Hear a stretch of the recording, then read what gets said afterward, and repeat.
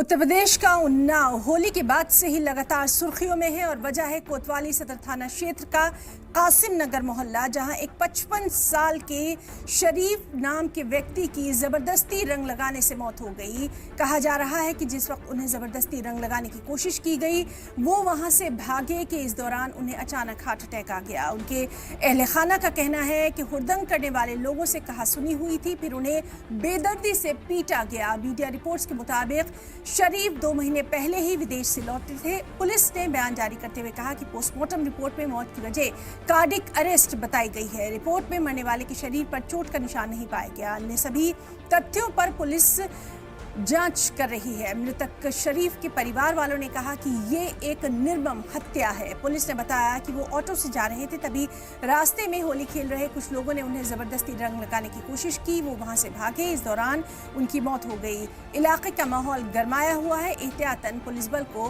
भारी तादाद में वहां तैनात कर दिया गया है।